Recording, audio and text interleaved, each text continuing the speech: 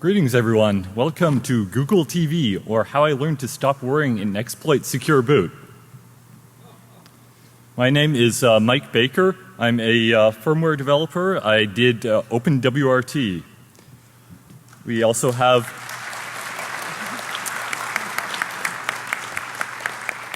Hans Nielsen, who's a senior security consultant at Madasana. We have CJ Hears, an IT systems administrator. Gynophage, I believe he's out running CTF right now. And we have Tom Dwanger in the audience. And yeah, stand up, Tom. And we have Amir Etemadieh, who's a researcher at Accuvant Labs and also the founder of the GTV Hacker Group. So GTV Hacker is a group of about 6 hackers that hack into the Google TV line of products. Our primary goal is to bypass the hardware and software restrictions and open up the device. The GTV Hacker team was the first to exploit the Google TV and won a $500 bounty. So what is the Google TV platform? The Google TV platform is an Android device that connects to your TV. So your TV essentially becomes the same Android device as your mobile phone. It has HDMI in, HDMI out, and IR. Some of them include Blu-ray players. The Sony TV has an integrated Google TV. It has a custom version of Chrome and a Flash version that I'll talk about later. So why do we hack the platform? We hacked the platform because unlike the Google Nexus devices, it has a locked bootloader, it has a heavily restricted kernel, and the previous generation, the generation 1, is now end of life. And the Flash player, I'll get to that in the next slides. So before we start, I'm going to do a very quick recap of the stuff we did last year at Defcon. I'm going to speed through it, so if you missed something, go look at last year's slides. So the generation 1 hardware consists of the Logitech Review, the Sony Blu-ray player, and the Sony TV. The Logitech Review, they left a root UART. We also have an exploit by Dan Rossingberg that uses devmem. And Sorek wrote a impactor plugin. Awesome. So the Sony, similar situation. It has a no-dev bug. We also wrote a custom recovery for it and used kexec to load in a new kernel. So now we have unsigned kernels. So let's talk about the Flash player. The Flash player was blocked by various streaming sites. So for example, you can't watch Hulu. You get redirected to a site that says, sorry, this is a Google TV. And the fix for that is literally just changing the version string. So what happened after we hacked these Google TV devices? We found this. This is a nice message from Logitech that they hid in the Android recovery. It's a ROT13 cipher that says, GTV hacker, congratulations if you're reading this. Please post a note on the forum and let us know, or let me know. And includes all of our nicknames. Yes, whoever is at Logitech that wrote that, you are awesome. This is why we hack devices. So the Boxy box is a very similar device. It uses the same SoC. In the process of hacking the Google TV, we also came up with an exploit for the Boxy. That led the way to the Boxy Plus community, and it's still vulnerable. So that's awesome. So next up is Amir.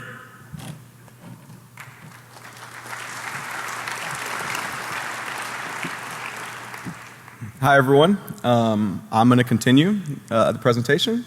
My section regards Gen 2 hardware and one of the first O-Days we're going to release for the platform, Gen 2 at least. So Gen 2 hardware, we have a multitude of devices. They increased the amount of devices they had by like a factor of 2. And I guess they were going to increase the market share, but essentially you have the Korean LG U plus the ASUS Cube, the LG 47 G2 and G3, the Netgear Prime, the Sony NS GS7, GS8, the Hisense Pulse, and the Vizio Co-Star. They have a similar hardware design throughout most of the generation, short of the LG 47, G2, and G3. Generation 2 features a Marvell 88DE 3100 based chipset. It's an ARM dual 1.2 gigahertz processor dubbed the Armada 1500. It features an on-die crypto processor with separate memory, and it does secure boot from ROM via RSA verification and AES decryption. This particular slide, there's not a whole lot that you really need to pull from this. It was just directly from their marketing stuff for the chip. Yeah, it's just here to show you kind of how they pride the chipset itself. Skip the placeholder apparently. So platform information. The newest version of GTV is currently on Android 3.2.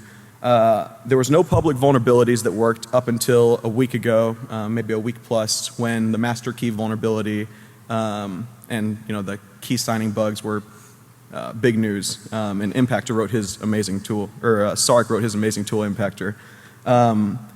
It is not a Bionic libc setup. It's a fat glibc setup, and it doesn't support Android native libraries currently. So Gen 1 was an Intel CE4150, which is an x86 single core Atom 1.2 gigahertz. Gen 2 is a Marvell Armada 1500 dual core ARM 1.2 gigahertz, so they switched from x86 to ARM. Android 4.2 incoming for Gen 2 adds native libraries and Bionic libc from what we've heard in the rumor mills. So I'm going to go through these next devices pretty quickly because, it's all public information. I'm sure you guys don't really care too much. 8 gigabyte eMMC flash inside of the Sony NSZ GS7. It has the best remote, so if you're going to buy a Google TV, we probably recommend this one. Hard to recommend Sony. Larger form factor than some of the other Google TV devices, and it has built-in IR blasters, which sounds like something that would be throughout the entire platform, but it's sadly not. The Vizio Co-Star features a smaller form factor, no voice search, a custom launcher, $99 MSRP, and updates are actually done through update logic as opposed to the standard Android check-in system. It's common in all Vizio devices. So the Hisense Pulse has the second best remote in our opinion. It was launched with ADB running as root when it first was released, so if you pick one up before it's actually updated, you could just ADB in, ADB root, and ADB has root privileges. So it was patched shortly after, and it has a $99 MSRP. With ADB root, there was also a UART root setup, I guess for debugging and whatnot, and they had RO debuggable set as one. So ADB root was all you really needed if you wanted a software root, but if you wanted to have some fun, connect your UART adapters that we give you after this, you could technically connect to that pinout that's right up there. Again, we'll have a select number of USB TTL adapters. So the Netgear Neo TV Prime has a horrible remote. It's $129 MSRP. We had 2 exploits for it. One was real. One was technically an oversight, at least in our opinion. The oversight was that they went ahead and put the console to start up on UART regardless of what ro.secure was set as. ro.secure is set for if they're in a debug environment, they'll set ro.secure to 0. And if they're not in a debug environment, they'll set it ro.secure to 1 for just setting up special lockdowns. Then we did the Neo TV Prime root, which was essentially a exploit that leveraged the update system on the Netgear Neo TV Prime.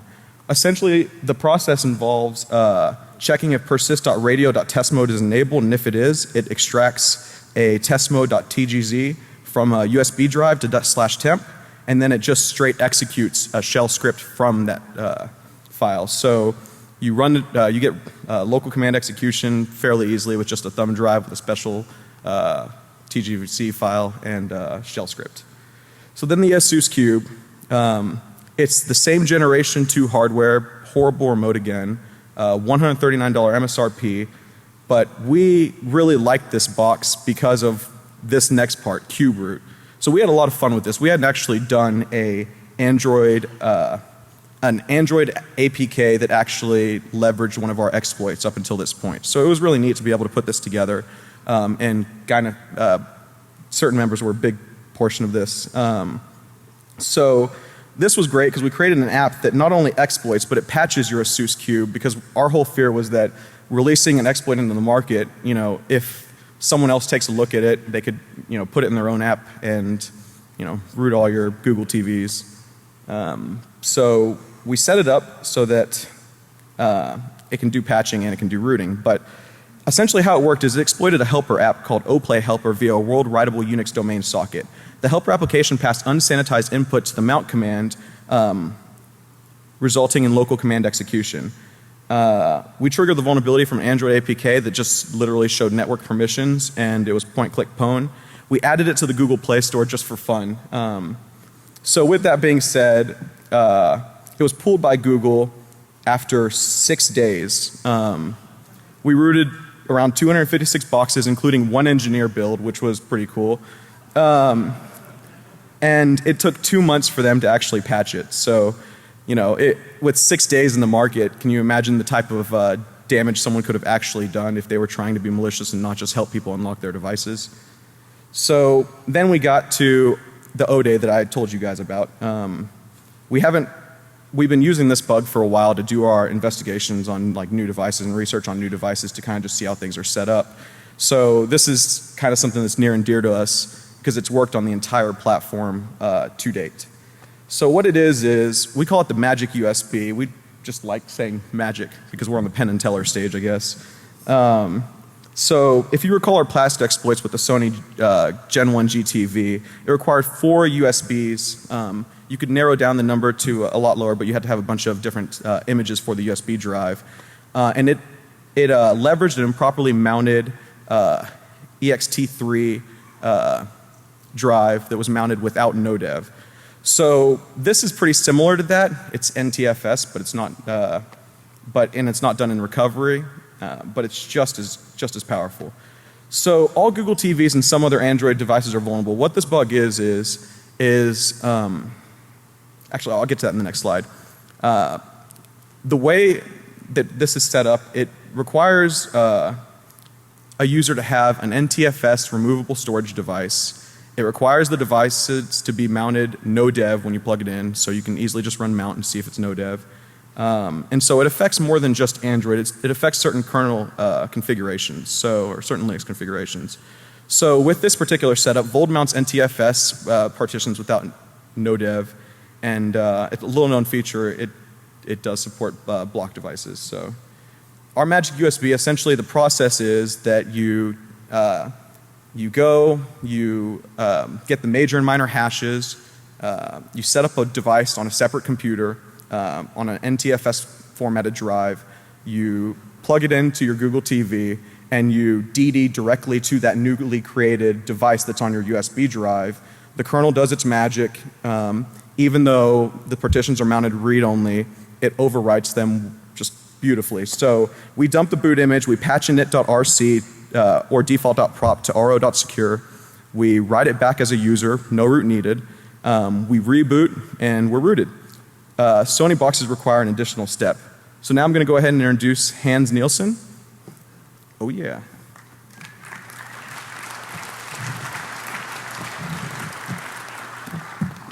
Hello, I'm Hans. So one thing that we really love doing here at GTV Hacker is we like taking things apart and then we like soldering little wires to things. It tickles something deep in our brain that makes us feel very, very good. So there's a few platforms out there, some interesting Google TV platforms. One of them is this TV that's made by LG.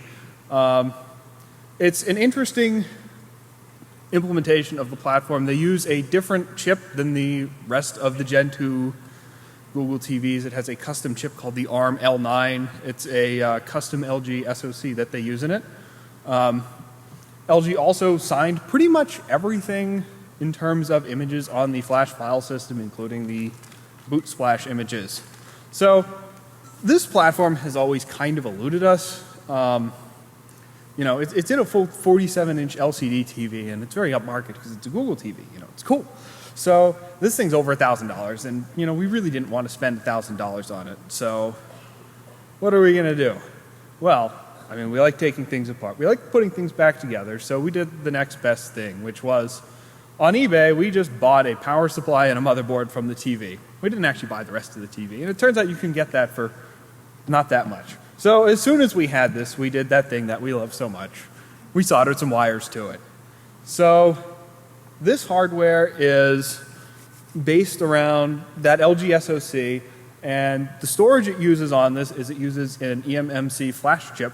So it's very similar to an SD card. It just has a few extra little bits that allow for secure boot storage and other stuff like that. But essentially what it allows us to do is that we can just solder, very few number of wires to this thing and hook it up directly to an SD card reader. And with that SD card reader, we can read and write from the flash on the device at will. No issues here. So like most devices will have a NAND chip.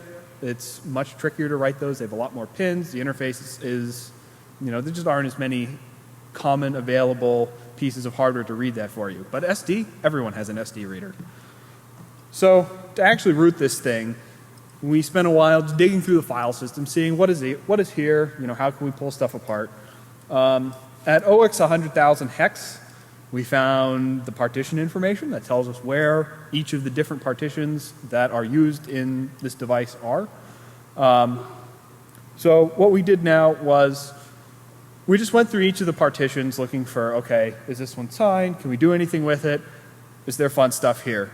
So one of the more interesting partitions, as usual, is system, because that contains the majority of the files used to actually run Google TV. That's where all the APKs live. That's where all the libc lives. So like we said, all of the file system stuff was signed pretty much. But it turns out that they did not sign the system image. So once we figured that out, it was just a matter of unpacking the system image, figuring out what in that system image gets quickly called by the bootloader, and then messing with it. So it turns out that the boot partition, you can see on the right side here, there is part of the boot scripts. At the bottom, it calls this vendor bin init4strip.sh. So that's on system. So we just replaced that file to spawn a shell, connected a UART. Again, we love soldering wires to things. And there we go. Then we have root. All on a device that we never actually bought the full thing of. So another device that we did this to was the Sony NSZ GS7 and GS8. They also went with this eMMC flash interface. So on this platform, neither boot nor system were signed. So just a matter of rewriting those partitions. So the first thing that we did is the usual way to do this in Android is you modify the boot properties to say, okay, ro.secure is 0. So that you can just straight up ADB to the device and everything will just be great, easy, simple. But we did that and it didn't work. So it turns out that the init scripts were actually checking signatures for some stuff, and it was also making sure that some of these properties weren't set. So it's like, okay, ro.secure must be 1. Well, so we went around looking at how is the signature stuff working, and it turns out that they're just not verifying those signatures. So it was pretty simple to just replace init, and then we were able to do whatever we wanted. And yeah, this is why you don't allow hardware access to systems, because you get to do things like this, and then we win.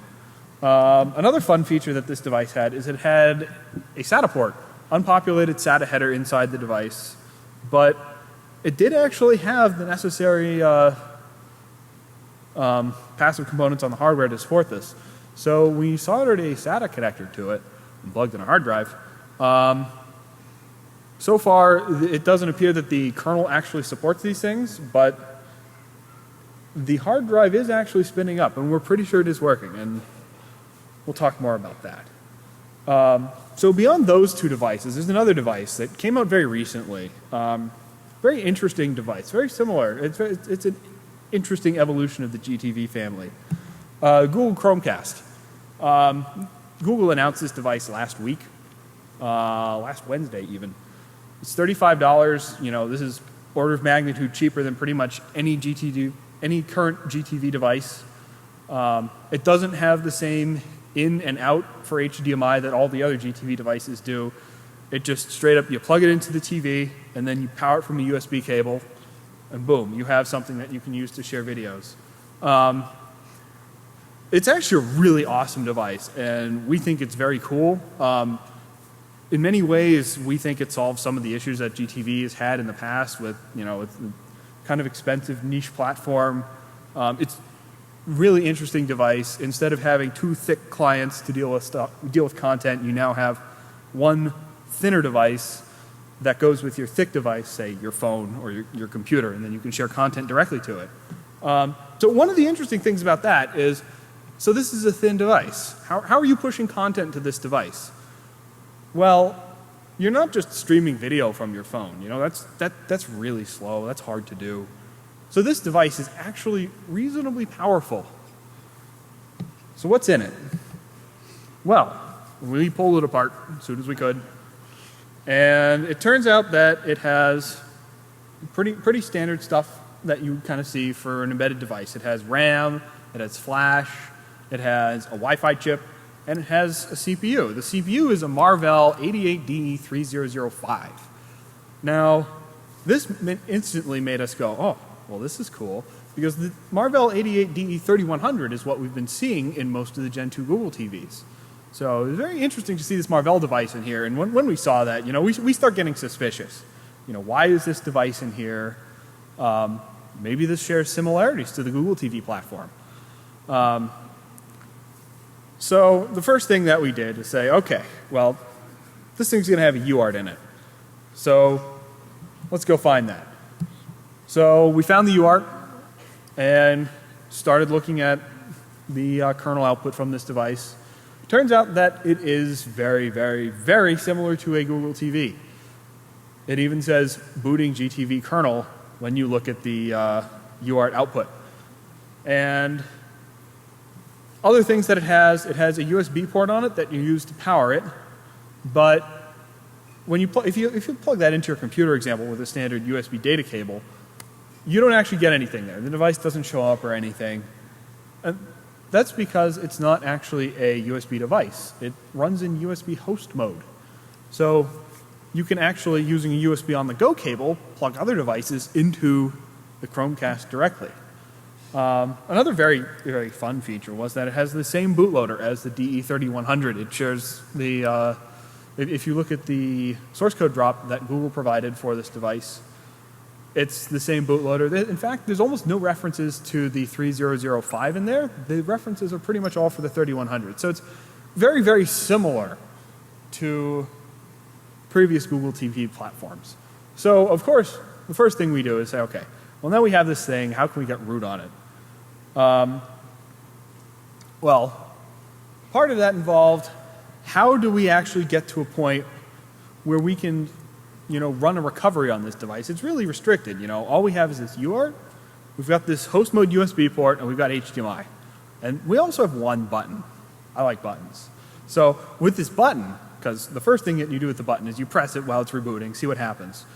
And it turns out that holding this button down causes fun things in the bootloader. The bootloader actually has a very special recovery mode where instead of doing a normal, Android-style recovery where it boots a Linux kernel and then, you have whole recovery system there and it does signature verification, all that fun stuff. Instead, what it does is it's a much lower level recovery. It runs some code in the bootloader that reads directly from a USB stick. So that host mode USB port turns out to be useful for this recovery mode. So the bootloader is really simple. They tried to put not too much stuff in there. So it's not even like there's a file system available for this bootloader. Instead, it just reads directly from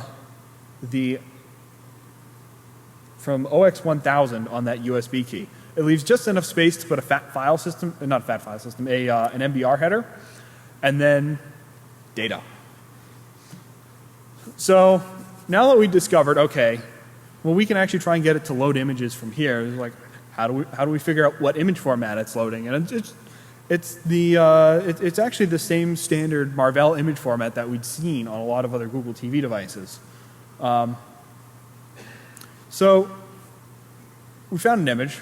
Okay, well, can we boot stuff? Do we have, signed kernels, other signed images we can try running on here, see if we can get anything to run? Well, we spent some time looking at the code. And what we found was a very significant oversight. It turns out that if you don't verify the result of your signature check, your secure boot doesn't work very well. So the original route for this thing was actually pretty straightforward once you figured out all of the weird steps to get there. Like you had to hold down the button, and you had to have USB on the go, and you had to have a flash drive with stuff at the right spot. And eventually you get to the point you say, oh, well, okay, I can load an image on here now. Wait, why is my image verification not failing? Well, it's because they don't fail it when you verify the image. So we managed to actually get root on there. It's awesome. Google has already patched this. They released an update for this yesterday. So I don't know how readable the source code is, but essentially that green blob on the right side is the patch from Google that says if ret return 1 or -1. So they patched that. We're a little sad, but we are looking into, excuse me. So we have a little tradition at Defcon. First time speakers get to do a shot on stage. These guys are all first time. They have to. Have to. Let's give them all a big round of applause for their first time.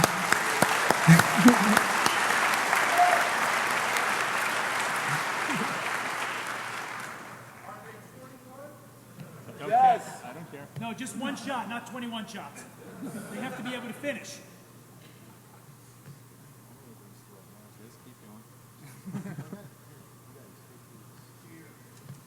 And one for everyone in the audience. Cheers. Cheers. There we go. All right.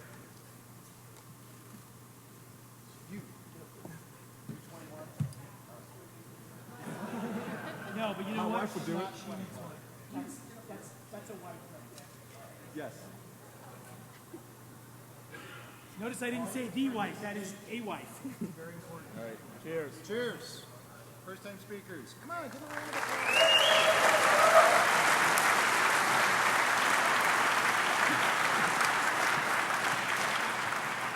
applause. Now we'll see if they can keep going with the presentation and pick up where they left off. I'm not that much of a lightweight. There you go.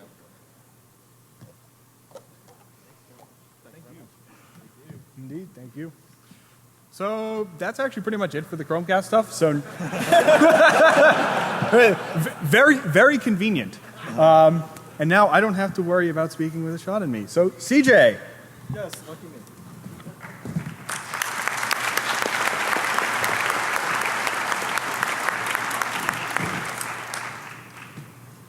So now, my introduction, lovely picture.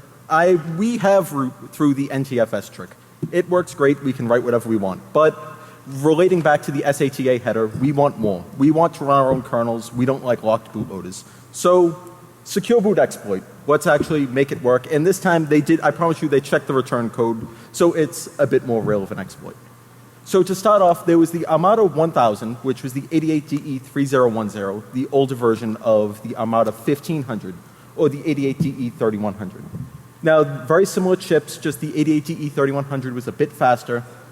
So we believe that this exploit should also work on pretty much every Android-based Armada 1000 because the bootloader was provided by Marvel to whoever wanted it, and the flaw is in that.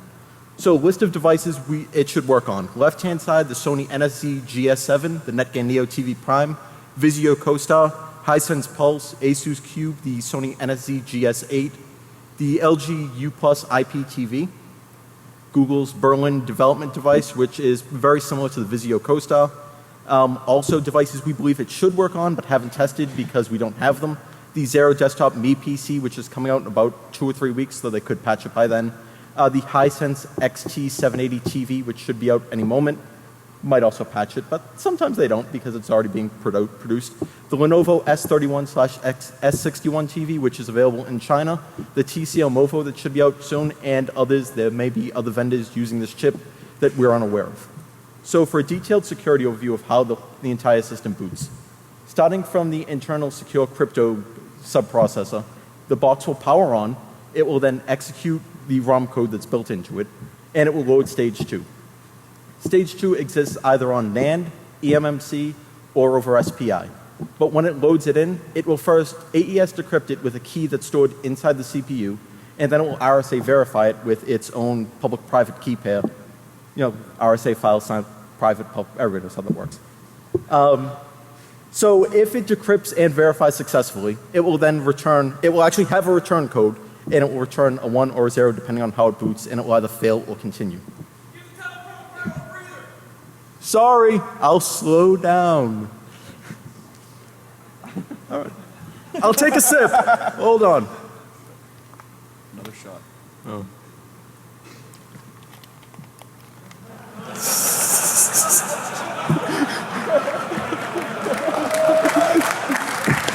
Thanks.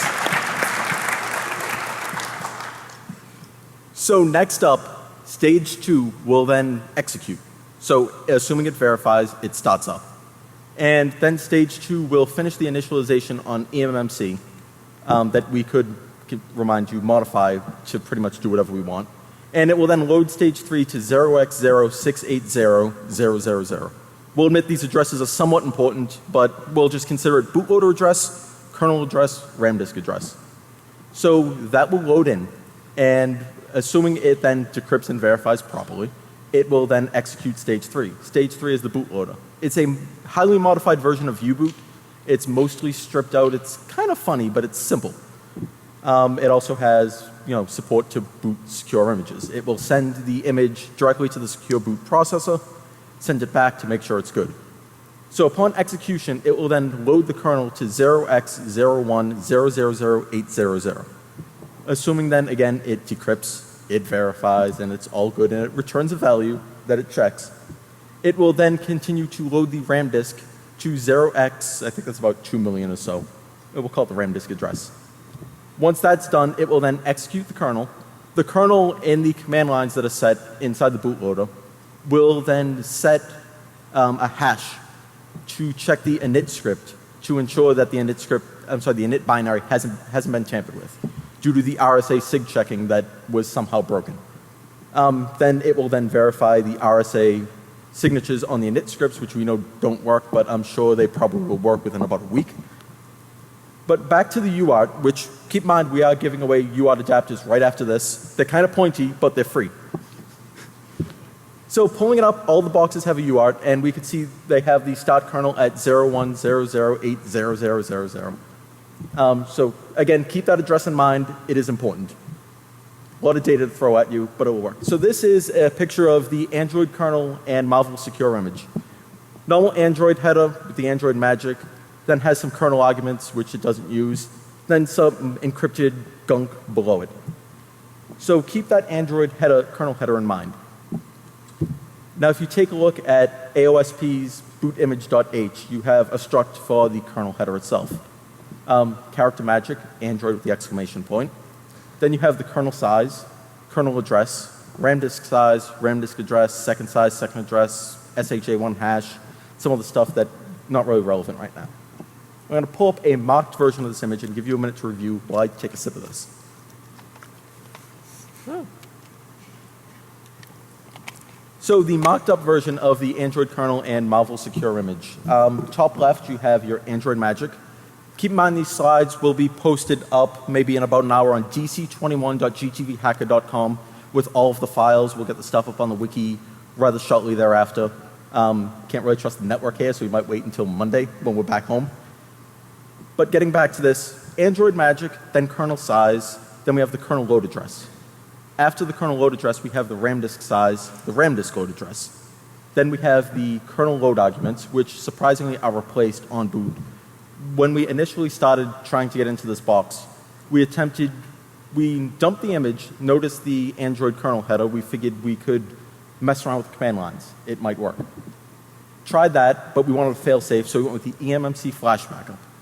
That wasn't, we were able to replace the kernel arguments, but it still wasn't changing. So we figured they were replaced somehow, which they were. Then there's an SHA1 hash, which surprisingly we can alter and it will still boot. It does not check that. Followed by that is the actual Marvel secure image, which includes a key index, a signature, an encrypted data size, then an RSA 1024-bit signature, followed by AES 128 CBC encrypted data. So they're not messing around. But let's take a second look at that header. The RAM disk size and the RAM disk load address. In the red is the RAM disk size, the black is the RAM disk load address. What we can do, for some idiotic reason, they do not verify the RAM disk load address. So we can change it to whatever we want and it will execute our code, especially if we place it right where the kernel should be loading. This loads in right after the kernel, and since we changed the RAM disk load address, we can then replace the RAM disk with our own unsigned kernel with SATA support or whatever we want, jam it in there. When we boot the box, it will automatically boot up to that. So some pseudocode of what the bootloader code looks like. We have a fixed kernel load address. It does an eMMC read about line 4, some printfs. Then it does a, we thought this was load image. It turns out it's verify image. A verify image on the kernel image itself. And it actually has an if to check the return code. It does, if else.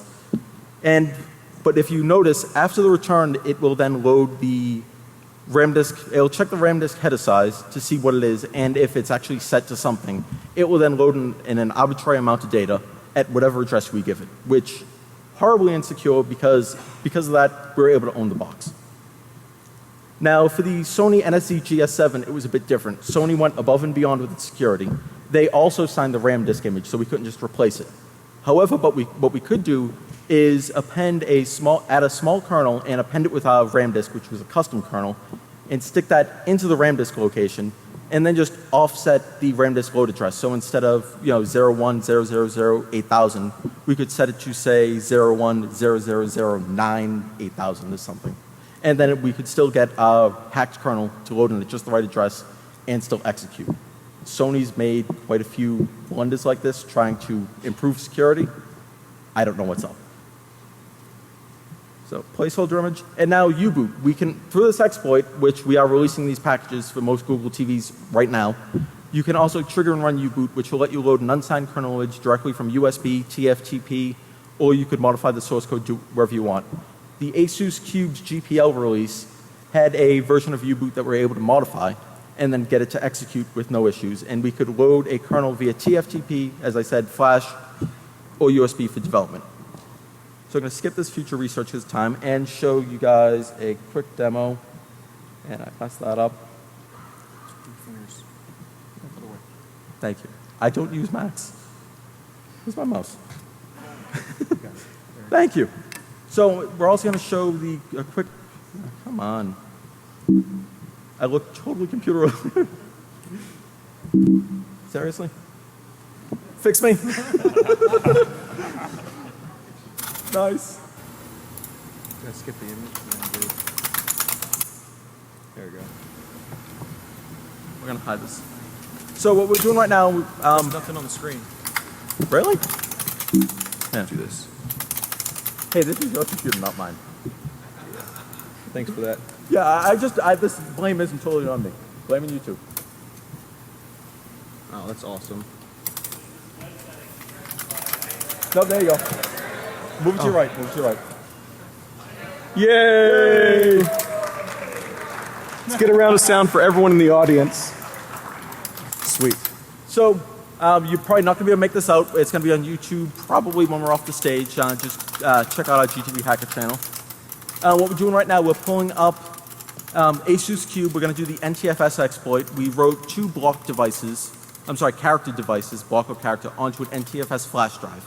Then we stuck it inside the Asus Cube, and what we're going to do right now is run flash erase on the normal one that doesn't work since we don't have root permissions, and then run flash erase and NAND write on our modified version to then insert a custom recovery that we created. Keep in mind our custom recovery is rather thin. It's not like we can just port CWM to it and call it a day, because CWM's frame buffer uses Android's frame buffer, which the Google TV boxes do not have. The Google TV boxes have a very specific custom version, which is idiotic. So right now it's showing it being written and erased, and we'll give that a moment. And watch blurry text while we listen to an old Model M keyboard rattle away. So that was the erase, and now we're going to do the NaN write. And I have a typo, so it's going to error at first.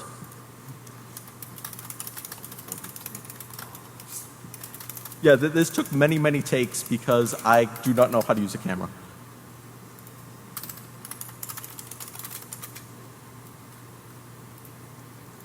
So it shows the permission denied, trying to write the actual MTD device, and then we're going to show my typo. And honestly, I do not know what I mistyped, but something happened. So there's the error. Now we're going to do the actual write of the custom recovery we created.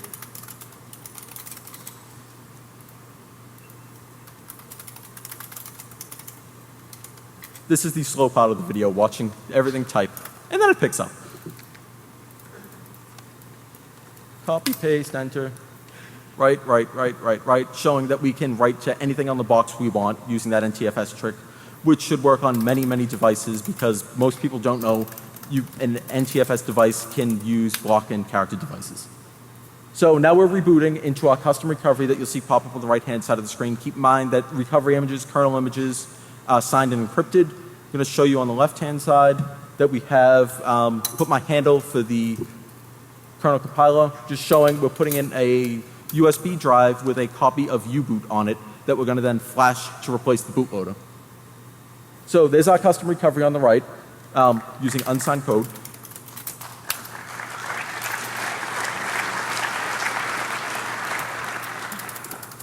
And now, scrolling all the way to the top, we did a BusyBox ID just so we have root over UART. There's also root over ADB, and if you want, you can modify it to whatever else you want.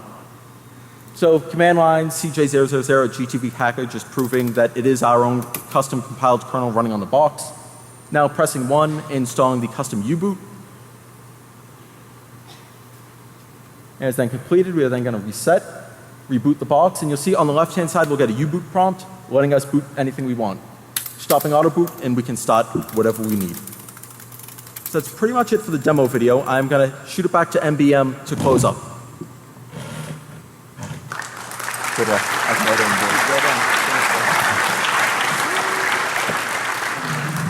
So links to everything that we've covered in this presentation is at dc21.gtvhacker.com. We thank you all for attending, and we're going to hand out some UART adapters.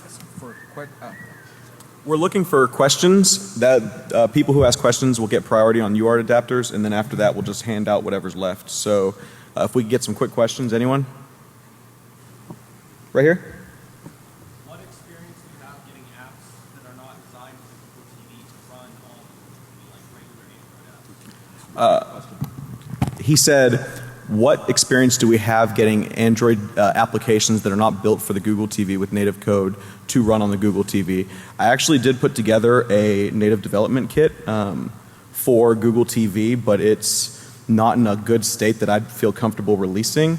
I built a ConnectBox APK with just some, like it does very minimal, like it uses very minimal native code, but it works. I tested the native code, it works fine.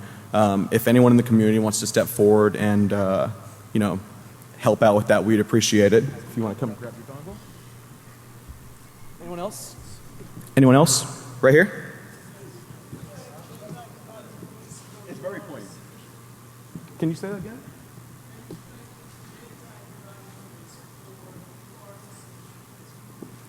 He asked if we've tried JTAG debugging or if UART is sufficient. UART has been sufficient up until this point. I mean, we've looked at some of the JTAG pinouts, but we haven't made a whole lot of progress with them. In the Gen 1 we did. Huh? We haven't needed JTAG. Yeah, we really honestly haven't needed it at this point. If we got down to it, we'd go that route, but we haven't yet. If you want to give him one? Anyone? Next question? Right here? He asked, besides Hulu, what other content providers have we had issues with? CBS, Fox, just miscellaneous Flash streaming sites. It's actually kind of ridiculous, the number of people who actually choose to block us or block Google TV in general. If you want to. He asked how many have we had success bypassing their mitigations. All of them. Essentially, we just mimic the desktop Flash setup. So if you want to give him one. I think we're running low on time. So let me get like one or two more questions. Yeah. Okay. Like guy in the red shirt, and then we'll get the guy in the black shirt that's behind him.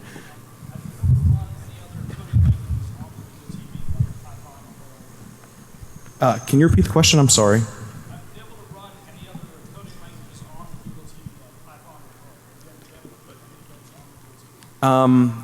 It hasn't been something, he asked if we've tried to get Python or Perl or any other coding, scripting languages on the box.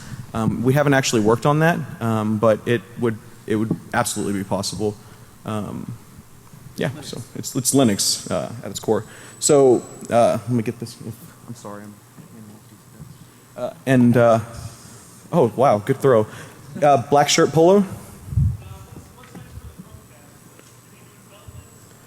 He asked what's next for the Chromecast. We are looking at other avenues of exploitation, but we are afraid to mention exactly what they are based on how quickly it was patched, and also that we're here. So if we say anything publicly, you know, it could bite us in the butt. So if you want to, someone give that gentleman one or throw one at him. Sorry. Yeah, please. Oh my God. Okay. You know, let's use the honor system and pass that to him if that's cool, or you know, just leave it for Penn and Teller. I think the gentleman in the black shirt next to him had a question, unless it was already answered. No, we'd actually really love to know. So if they're here or anyone from Google is here and they'd like to talk to us, we'd really appreciate it. We haven't really had an open communication with Google about much of anything. I don't know if they hate us or not. And we kind of get the opinion they do because they tend to shy away from ever speaking to us. Publicly, yeah, exactly. But let's give him a UART and we'll continue this in the Q&A room. Oh my God, dude! Holy, okay, this is getting bad. So we'll follow up in the Q&A room where we can hand these things out directly instead of hurting anyone. So yes, I'm sorry, we don't have time for any more questions, but we will have time in the other room if if any of you guys want to follow up. Thank you. Thank you. You did great. Thank you. I hope we didn't hurt you.